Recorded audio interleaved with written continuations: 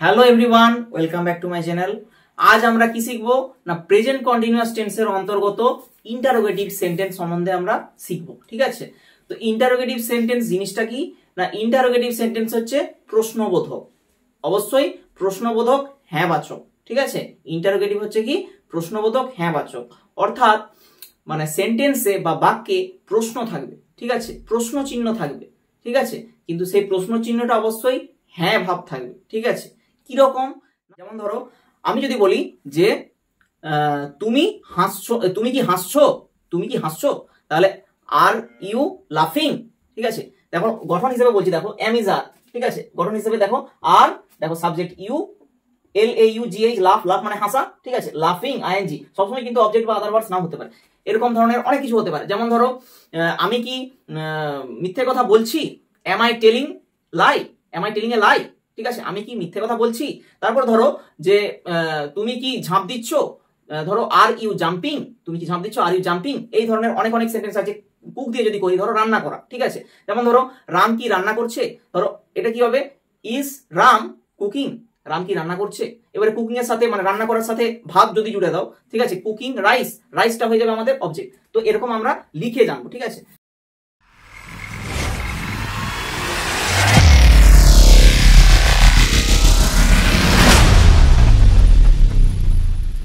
তো আমাদের একটু বলে দিই যে এর আগে আমরা কি শিখেছিলাম, প্রেজেন্ট কন্টিনিউয়াস টেন্সের অ্যাফার্মেটিভ শিখেছিলাম। ঠিক আছে, অ্যাফার্মেটিভ অর্থাৎ হ্যাঁবাচক। ঠিক আছে, হ্যাঁবাচক অর্থাৎ সেন্টেন্সের মধ্যে হ্যাঁ ভাব ছিল। ঠিক আছে, সেটা কি ছিল না subject plus am is are plus verb plus ING plus object বা আদার ওয়ার্ডস, এই ছিল অ্যাফার্মেটিভের গঠন। নেগেটিভের গঠন কি ছিল না subject plus am is are plus not plus ভার্বের সাথে আইএনজি প্লাস অবজেক্ট বা আদার ওয়ার্ডস। ঠিক আছে, একটা ধরো আমি সেন্টেন্স হিসেবে বলছি, সেটা হলে আরো ভালো করে বুঝতে পারবে যে কিরকম সোজা টেন্সটা, কি সোজা, আমরা কি কঠিন করে তুলি। যেমন ধরো যে আমি ক্রিকেট খেলছি, এটা কি আমাদের অ্যাফার্মেটিভ। ঠিক আছে, আই এম প্লেইং ক্রিকেট। ঠিক আছে, আই এম প্লেইং ক্রিকেট, এটা আমাদের কি না হচ্ছে, এটা হচ্ছে আমাদের অ্যাফার্মেটিভ সেন্টেন্স, প্রেজেন্ট কন্টিনিউয়াস টেন্সের অ্যাফার্মেটিভ, যে আমি ক্রিকেট খেলছি। আমি যদি বলি এটাকে নেগেটিভ করতে, তাহলে কি হবে, I am not playing cricket, আমি ক্রিকেট খেলছি না। ঠিক আছে, এবারে এইটাকেই আমাকে যদি ইন্টারোগেটিভ করতে হয়, কত সোজা দেখো, মানে আমি ক্রিকেট খেলছি, আমি ক্রিকেট খেলছি না, সরাসরি আমরা অ্যাফার্মেটিভে চলে যাব। ঠিক আছে, অ্যাফার্মেটিভ মানে হ্যাঁ বাচক ছিল, সেই হ্যাঁ যে ভাবটা ছিল হ্যাঁ বাচক ছিল, হ্যাঁ বাচকের আগে কি থাকবে না প্রশ্নবোধক থাকবে। ঠিক আছে, মানে ইন্টারোগেটিভ ঢুকে যাবে। তাহলে আমাদের অ্যাফার্মেটিভে কি ছিল না আমি ক্রিকেট খেলছি, আই এম প্লেইং ক্রিকেট। তো সেরকমই আমি কি ক্রিকেট খেলছি। ঠিক আছে, সেটা হয়ে যাবে কি না কি ছিল না subject plus am is are ছিল, সেটা হয়ে যাবে কি am is are plus subject. ঠিক আছে, আর কিছু চেঞ্জ নয়। দেখো am is are plus subject plus verb plus ING plus object বা আদার ওয়ার্ডস, এইভাবে আমরা কিন্তু করতে পারি। এগুলো অক্সিলারি ভার্ব দিয়ে আমরা ইন্টারোগেটিভ সেন্টেন্স করতে পারি। এইবারে একটা ব্যাপার হচ্ছে ইন্টারোগেটিভ সেন্টেন্স মানে প্রেজেন্ট কন্টিনিউয়াস টেন্সের ইন্টারোগেটিভ সেন্টেন্স, যে কোনো ইন্টারোগেটিভ সেন্টেন্স, সেটা আমরা অক্সিলারি ভার্ব দিয়ে করতে পারি, অর্থাৎ সাহায্যকারী ক্রিয়া দিয়ে করতে পারি, প্লাস ডব্লিউএইচ ওয়ার্ড দিয়ে করতে পারি। ঠিক আছে, ডব্লিউএইচ ওয়ার্ড মানে কোনগুলো বুঝতে পারছো, হু, হোয়াট, হোয়েন, হোয়াই, এইগুলো। ঠিক আছে, তো এইরকম ভাবে ইন্টারোগেটিভ সেন্টেন্স কিন্তু আমরা করতে পারি। দেখো দুটো গঠন দিয়েছি, এইটা হচ্ছে প্রথম গঠন আর এই হচ্ছে দ্বিতীয় গঠন। আমরা যে প্রথম গঠন বলছিলাম সেই হিসেবে ধরো আমি হাসছি, সেটা অ্যাফার্মেটিভে ছিল, তাহলে আমি কি হাসছি, তাহলে এটা আমরা কি করব না হচ্ছে এখানে এম ইজ আর এর মধ্যে আমরা বসাবো। অবশ্যই আমাকে এটা আইডেন্টিফাই করতে হবে যে আমি কোন সাবজেক্ট করতে যাচ্ছি। আমি সাবজেক্ট করতে যাচ্ছি আই। ঠিক আছে, আমি সাবজেক্ট যদি করতে যাই আই, তাহলে অবশ্যই আই এর ক্ষেত্রে এম বসে, তাহলে এম আই হবে। তারপরে ভার্বের সাথে আইএনজি, কি রকম না আমি কি হাসছি এটা বলছি, তাহলে এম আই লাফিং, L A U G H I N G. একটা জিনিস মাথায় রাখবে, এখানে কিন্তু কোয়েশ্চেন মার্ক থাকবেই থাকবে। ঠিক আছে, এখানে অবশ্যই কোয়েশ্চেন মার্ক বা ইন্টারোগেশন মার্ক কিন্তু থাকবেই থাকবে। ঠিক আছে, এম আই লাফিং, তো এইটা হচ্ছে আমাদের কি হয়ে গেল না আমাদের ইন্টারোগেটিভ সেন্টেন্স। তো এম আই লাফিং এর জায়গায় আমরা অন্য কিছুও করতে পারি, লাফিংটাকে উড়িয়ে দিতে পারি। ঠিক আছে, লাফিং এর জায়গায় এম আই টেলিং করতে পারি।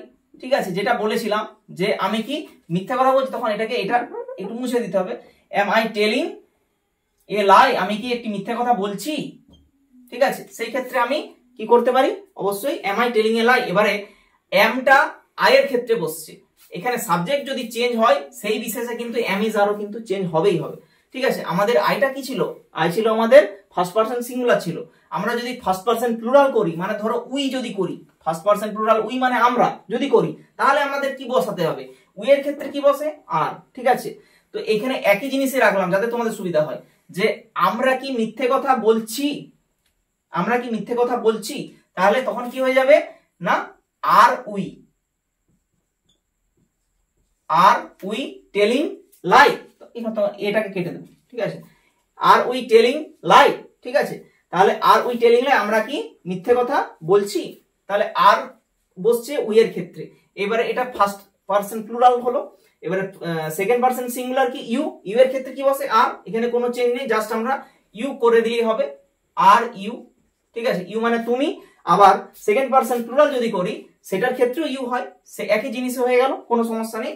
যে তোমরা কি মিথ্যে কথা বলছো, তোমরা কি মিথ্যে কথা বলছো। এইবারে হি এর ক্ষেত্রে যদি করি তখন হয়ে যাবে কি? চেঞ্জ হয়ে যাবে, তখন হয়ে যাবে কি? ইজ বসে যাবে, ইজ।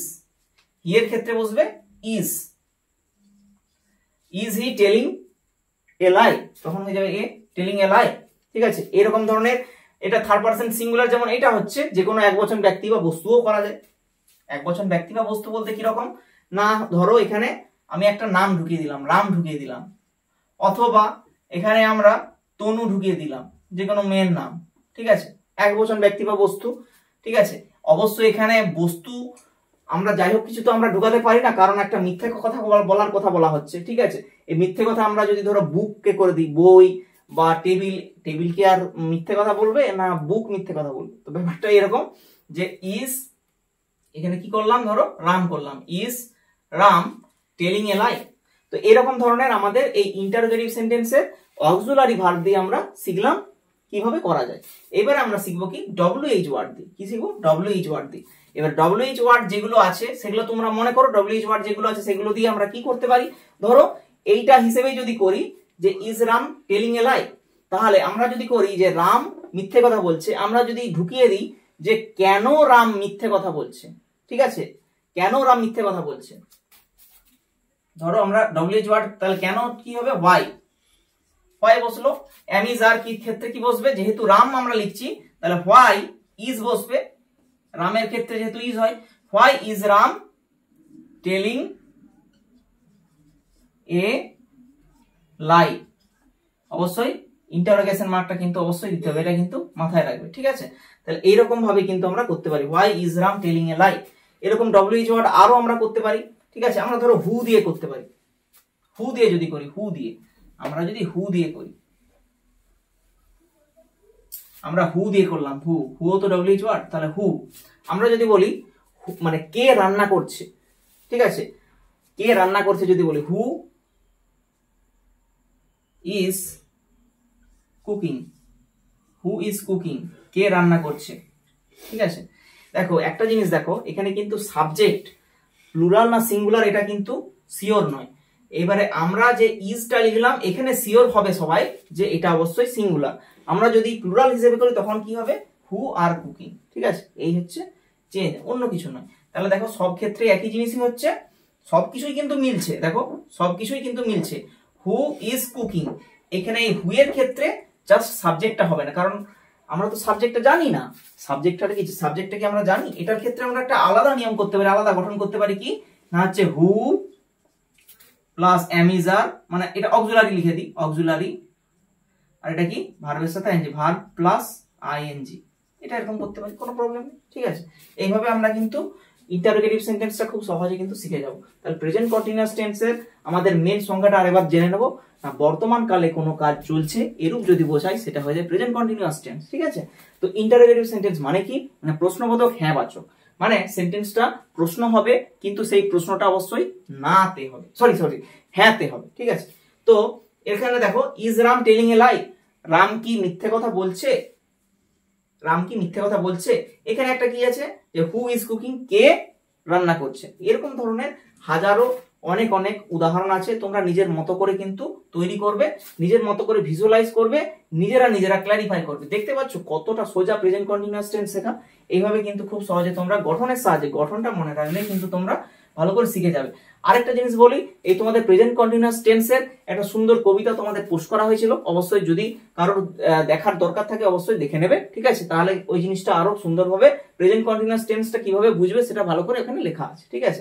অবশ্যই ওইটা আমি তৈরি করিনি, একটা বই থেকে নেওয়া হয়েছে। তো আমার এই ভিডিও যদি ভালো লেগে থাকে অবশ্যই লাইক, কমেন্ট এবং শেয়ার করতে ভুলবে না, আর অবশ্যই আমাদের সাথে এবং পাশে থাকবে, ঠিক আছে?